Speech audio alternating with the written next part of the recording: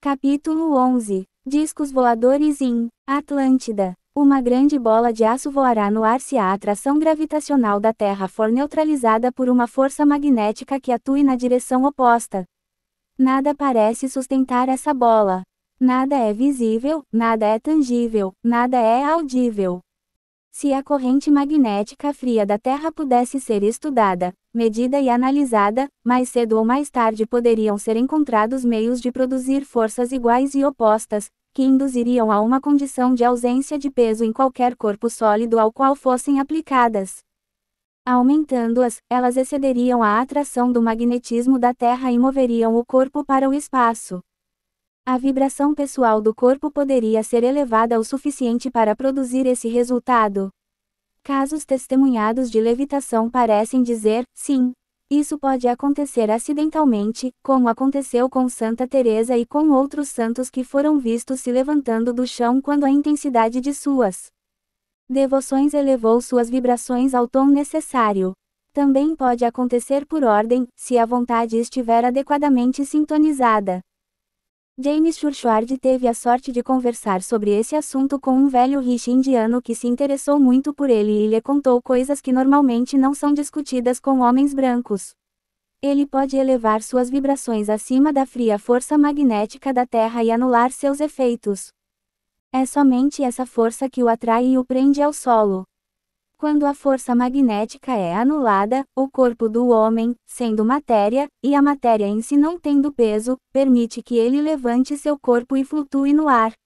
Ele pode andar ou flutuar sobre a água como se estivesse em terra.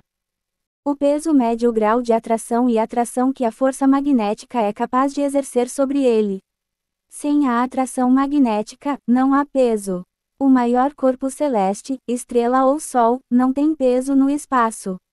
Jesus, o maior mestre que já esteve na Terra, deu uma demonstração prática disso quando andou sobre as águas, conforme relatado em sua Bíblia. Ele estava simplesmente usando, para ele, uma ciência bem conhecida que era conhecida e praticada anos atrás por nossos grandes antepassados da primeira civilização da Terra. Meu filho, essas antigas forças cósmicas devem ser recuperadas e trazidas de volta para nós antes que este mundo chegue ao fim, pois sem elas o homem não pode ser perfeito. O destino é que o homem seja perfeito antes do fim. Pausa para considerar: pedras enormes trazidas por centenas de quilômetros para construir monumentos antigos. Pedras druídicas irlandesas pesando muitas toneladas que, segundo os geólogos, ocorrem em seu estado natural apenas na África. Um obelisco egípcio de quase 60 metros de comprimento em sua pedreira, de onde nenhuma quantidade possível de trabalho escravo poderia tê-lo extraído se tivesse sido concluído, os grandes blocos de pedra cortada de 800 toneladas em Baalbek, extraídos por métodos idênticos aos usados no monólito inacabado de 7 pés na Ilha de Páscoa, no lado oposto do globo, marcas de serra em blocos egípcios que, segundo cálculos, exigiriam uma serra exercendo uma pressão de várias toneladas para serem produzidas. Entre os árabes, há uma antiga lenda sobre o transporte das grandes pedras egípcias. Eles colocaram folhas de papiro nas quais estavam escritas muitas coisas secretas sobre as pedras e, em seguida, bateram nelas com uma vara, e então elas se moveram pelo ar à distância de um tiro de arco. Dessa forma, acabaram chegando à pirâmide. O papiro pode ter sido uma substância isolante para reduzir a atração magnética da Terra. Golpear as pedras com uma haste pode ser uma lembrança nebulosa nas mentes dos nativos desnorteados e assustados que viram a vibração pessoal, ou o poder sônico aplicado às pedras por meio de algum tipo de haste condutora, talvez uma régua de cobre cortada de acordo com as condições dos operadores. Então, perguntamos, por que, se eles sabiam muito mais do que nós, desapareceram tão completamente e com eles toda a maravilhosa arte e conhecimento que haviam aprendido? A mesma pergunta poderia muito bem ser feita daqui a 10.000 anos sobre as ruínas de nossa própria civilização. E a mesma resposta será verdadeira. A civilização antiga pereceu, assim como devem perecer todos os homens cujo poder pessoal supera sua sabedoria. O homem aprendeu muito das ciências sutis e as usou para promover seu conforto e engrandecimento pessoal. em vez de melhorar a si mesmo e a sabedoria de toda a humanidade. O resultado foi uma série de cataclismos mundiais, um dos quais provavelmente é a história do dilúvio bíblico. E do outro hemisfério vêm as lendas sul-americanas sobre a destruição da primeira civilização, que pode ser a lendária Atlântida.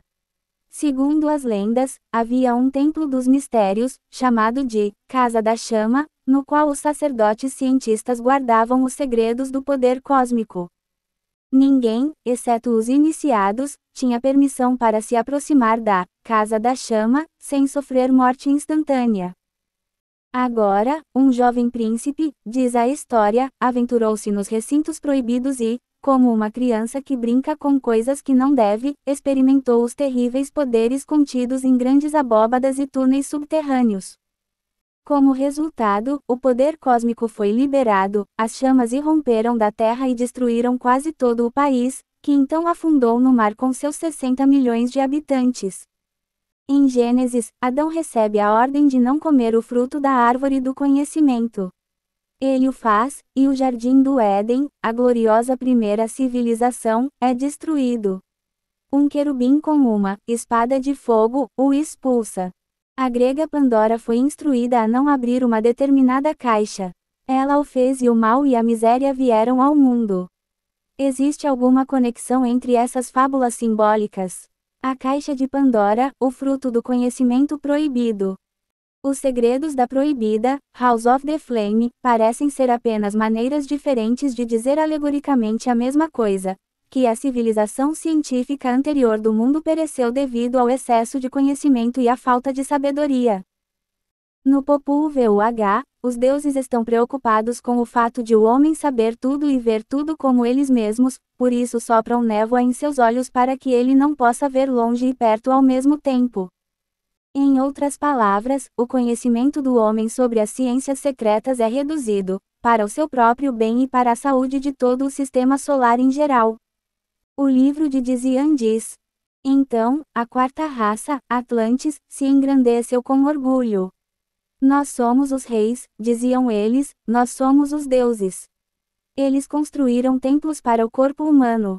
Adoravam homens e mulheres, falicismo. Então o terceiro olho não agia mais, o conhecimento do homem diminuiu. Os órgãos psíquicos deixaram de funcionar. Surgiram as primeiras grandes águas. Elas engoliram as 7 grandes ilhas.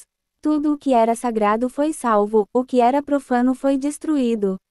Com elas, a maioria dos enormes animais, sáurios, produzidos a partir do suor da terra. As viagens aéreas estavam bem avançadas naquela época. De acordo com outro comentário antigo que conta, em uma linguagem estranha e comovente, como os bons governantes da Atlântida deixaram o continente condenado por via aérea, tendo primeiro removido a aeronave dos malfeitores que eles haviam colocado em um transe hipnótico. Quando eles acordaram, era tarde demais. O grande dilúvio estava sobre eles, a terrível purificação havia começado. O grande rei da face deslumbrante ficou triste ao ver os pecados dos malfeitores de face negra. Ele enviou seus vimanas a todos os seus irmãos reis com homens piedosos, dizendo: preparem-se. Levantem-se, homens da boa lei, e atravessem as terras enquanto ainda estão secas. Os senhores da tempestade estão se aproximando. Apenas uma noite e 2 dias os senhores da face escura, feiticeiros, viverão nesta terra paciente. Ela está condenada e eles terão que descer com ela. Os senhores dos fogos inferiores estão preparando suas armas de fogo. Mas os Lords of the Dark Eye são mais fortes do que eles. Eles são versados no mais alto conhecimento mágico. Venham, usem seus próprios conhecimentos. Que cada adepto faça com que a vimana de cada senhor da face negra chegue às suas mãos para que nenhum desses feiticeiros possa, por meio dela, escapar das águas, evitar a vara do karma e salvar seu povo perverso. Dominado pela dor, o grande rei chora. No entanto, até ele deseja que os malfeitores sejam poupados da dor. Então o grande rei caiu sobre sua face deslumbrante e chorou. Quando os reis se reuniram, as águas já haviam se movido. Mas as nações já haviam atravessado as terras secas. Elas estavam além da marca d'água. Os reis os alcançaram em seus vimanas e os conduziram às terras de fogo e metal. Quando os senhores da face escura acordaram e procuraram seus vimanas para escapar das águas, descobriram que eles haviam desaparecido. Então veio a catástrofe. Durante vários anos, dizem os Puranas indianos e o Popul Vuh americano, as estrelas, o sol e o céu foram ocultados por nuvens vulcânicas e tempestades violentas. Parecia que o fim do mundo havia chegado. E os poderosos governantes adeptos partiram em desespero. Há uma frase no antigo comentário que soa como o frio toque de morte daquela grande civilização. Os assentos Azuri estão vazios. Os senhores da face deslumbrante partiram em fúria. Sua partida marcou o fim de uma era e anunciou o ponto médio do ciclo do nosso planeta, a partir do qual a guerra, a luta e o caos seriam a ordem do dia até uma data, de acordo com os números hindus, daqui a 300,000 anos, quando as forças espirituais e mentais superiores terão recuperado o domínio total sobre a matéria. Até lá, esses tronos azuis permanecerão vazios. Nunca mais veremos um ser humano da mais alta ordem possível governando uma tribo ou nação, nem contemplaremos sua aura solar ou sua face deslumbrante, que é a marca visível e inconfundível do adepto revelado.